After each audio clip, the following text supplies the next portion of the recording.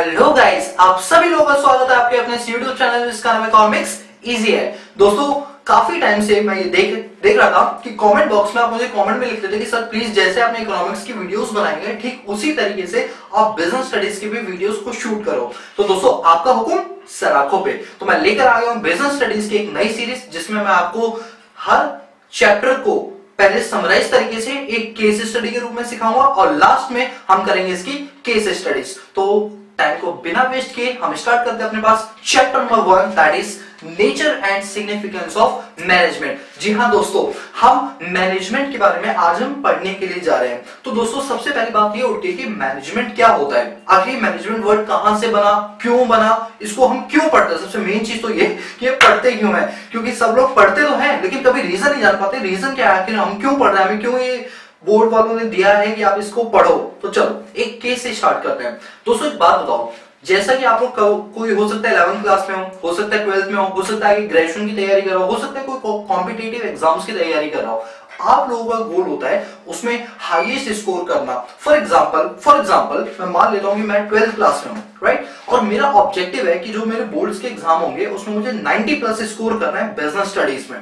दोस्तों उस 90+ को अचीव करने के लिए मुझे एक प्लान ऑर्गेनाइज करना पड़ेगा। वो प्लान क्या होगा, मॉर्निंग जल्दी उठूंगा, स्कूल जाने से 2 घंटे पहले उठूंगा और थोड़ी सी स्टडी करूंगा। उसके बाद स्कूल जाऊंगा, स्कूल से वापस आऊंगा, खाना पीना खाऊंगा, थोड़ा सा रेस्ट करूंगा, फिर पढ़ने बैठूंगा, फिर अपने ट्यूशन क्लासेस के लिए जाऊंगा और लास्ट में आप मेरी यूट्यूब की वीडियोस देखोगे। ठीक है, तो आपने हर चीज का एक प्लान किया, मतलब एक टाइम टेबल आपने सेट किया। क्यों सेट किया, उसके पीछे रीजन क्या था? रीजन ये था कि अगर आप टाइम टेबल नहीं बनाओगे तो वो 90 मार्क्स लाना आपके लिए बहुत मुश्किल होगा। जी हाँ दोस्तों, मैं जानता हूँ आप सभी लोग अभी वहां बैठे हुए जितने भी लोग मुझे देख रहे हैं वो क्या सोच रहे हैं, हमने तो आज तक सेट नहीं किया, आप तो कुछ नई बात बता रहे हो। दोस्तों मैं उन लोगों की बात कर रहा हूं जो पढ़ते हैं। ठीक है, तो मैं उन लोगों की बात कर रहा हूं जो पढ़ते हैं, वो हमेशा अपना एक टाइम टेबल सेट करके चलते हैं कि उन्हें इस टाइम पे ये करना है, इस टाइम पे ये करना है। दोस्तों एक ऑब्जेक्टिव को, एक गोल को पाने के लिए, ध्यान से सुना, एक गोल को पाने के लिए हम जो भी काम करते हैं दैट इज कॉल्ड मैनेजमेंट। बिल्कुल सिंपल लैंग्वेज, अभी छोड़ दो मैंने क्या लिखा है बोर्ड पे या आपकी बुकों में क्या लिखा है, छोड़ दो, एक प्रैक्टिकली दिमाग लगाओ थोड़ा सा कि मैनेजमेंट का क्या मतलब होता है। मैनेजमेंट का मतलब कि जो आपने सोचा है, जो आपका ऑब्जेक्टिव है, उस ऑब्जेक्टिव तक पहुंचने के लिए आप क्या क्या प्रयास कर रहे हो, आप क्या क्या मेहनत कर रहे हो, आपने क्या अपने पास चेंजेस किए हैं, कैसे उस तक पहुंचना है, उसकी फॉर्मुलेशन, उसकी पॉलिसीज, उसके रेगुलेशंस, ये सारी चीजें कहलाती है मैनेजमेंट। दोस्तों अगर इतनी चीज क्लियर हो गई ना तो जाहिर सी बात है चैप्टर आपकी ग्रिप में आ चुका है, क्योंकि अगर आपको चैप्टर का नाम क्लियर हो जाता है ना तो चैप्टर का कंटेंट भागेगा नहीं आपसे, वो आपके पास आएगा, याद रखना। तो दोस्तों मैनेजमेंट का मतलब क्या हो, सिंपल लैंग्वेज में, बुक को छोड़ो, सिंपल लैंग्वेज में मैनेजमेंट का मतलब हुआ किसी गोल को अचीव करने के लिए, किसी गोल को अचीव करने के लिए हम जो जो प्रयत्न करते हैं, जो जो प्रयास करते हैं, जो भी फॉर्मुलेशन करते हैं, जो भी पॉलिसीज बनाते हैं, जो भी स्ट्रेटजीज बनाते हैं, this all are called management. जी हाँ दोस्तों, फॉर एग्जांपल 26 जनवरी 2019 को दिल्ली के अंदर प्राइम मिनिस्टर एक फंक्शन ऑर्गेनाइज कर रहे हैं। दोस्तों उस फंक्शन के लिए जनवरी 1 से ही तैयारियां होनी स्टार्ट हो जाती हैं। क्यों? क्योंकि अगर हम अभी से चीजों को नहीं करें तो वो ऑब्जेक्टिव 26 जनवरी पे वो फ्लैग लहराना मुश्किल हो जाएगा। दोस्तों यही पॉलिसीज, यही फ्रेमवर्क हमारे लिए कहलाते हैं मैनेजमेंट। दोस्तों बिजनेस स्टडीज कुछ और नहीं है, सिर्फ प्रैक्टिकल ही है। अगर आप मेरे साथ बने रहोगे तो मैं आपको सारे एग्जांपल दूंगा, कंपनीज में कैसे मैनेजमेंट होता है, कंपनीज में क्या होता है, सारी चीजें। तो चलिए स्टार्ट करते हैं मैनेजमेंट क्या होता है बुक की लैंग्वेज में, राइट। तो देखो क्या लिखा है, मैनेजमेंट एक ऐसी प्रोसेस है of getting thing done, done मतलब complete, with the aim of achieving goal, और साथ में हमें अपने गोल को भी क्या करना है, अचीव करना है एफिशिएंटली एंड इफेक्टिवली। दोस्तों ये जो पॉइंट है ना, एफिशिएंटली और इफेक्टिवली, दोस्तों ये बुक में बहुत बार आता है और हम हमेशा भूल जाते हैं कि क्या होता है। तो आज मैं आपको बताता हूं कि क्या चीज होती है।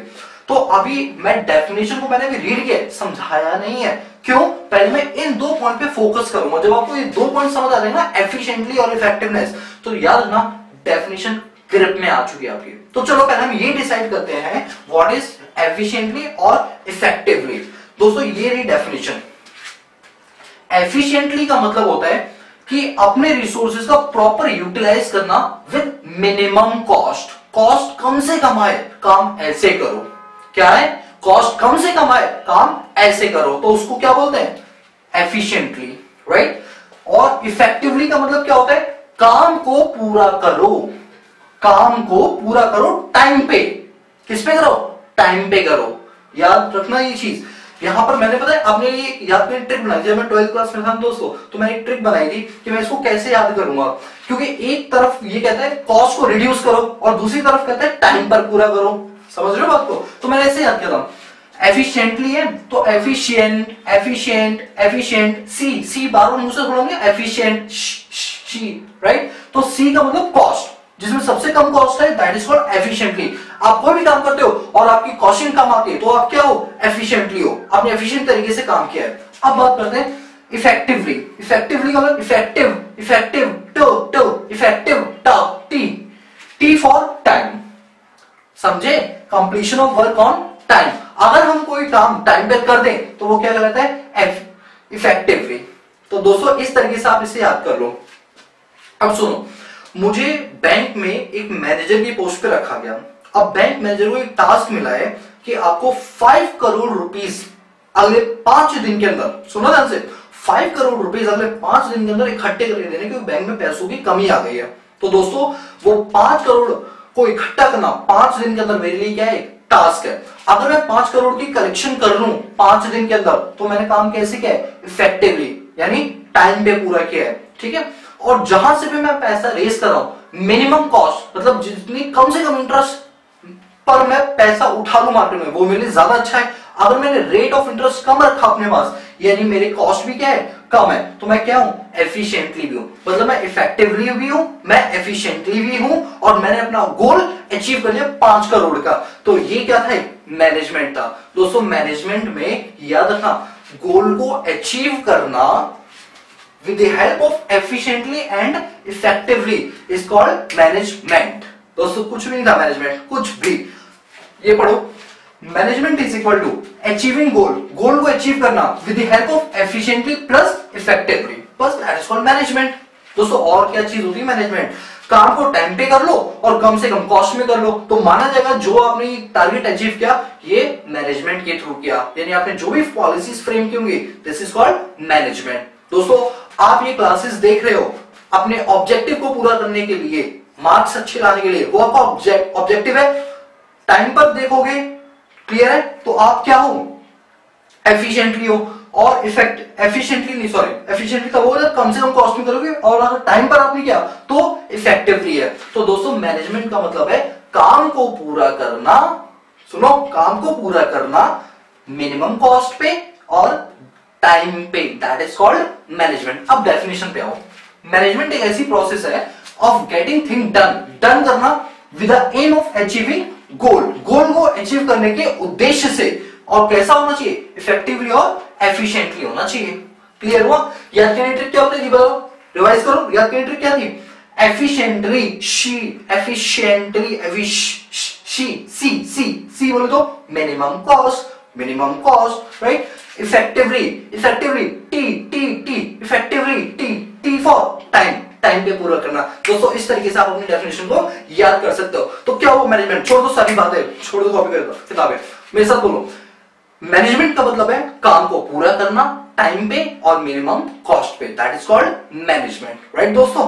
तो अब एक बात बताओ कि आप 12th क्लास में हो, आप 12th में हो, चाहे ग्रेजुएशन में हो, चाहे आपके मम्मी हो या पापा हो, मैनेजमेंट हर किसी को जरूरी है और हर लेवल पे जरूरी है। चाहे कोई टॉप लेवल पे हो, चाहे मिडिल लेवल पे हो, चाहे लोअर लेवल पे हो, मैनेजमेंट की जरूरत तो हर किसी को पड़ती है और हर लेवल पे पड़ती है और हर काम के लिए पड़ती है। लेकिन याद रखना, काम में आपका उद्देश्य होना चाहिए।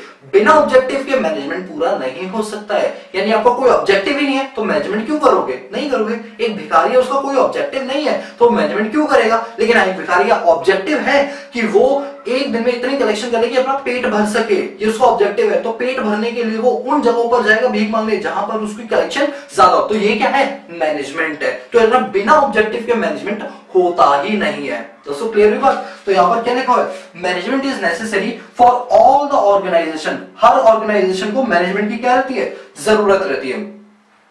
Anything minus management is equal to 0। कोई भी चीज है अब उसमें से आप मैनेजमेंट हटा दोगे तो रिजल्टिंग फिगर क्या आएगी, 0।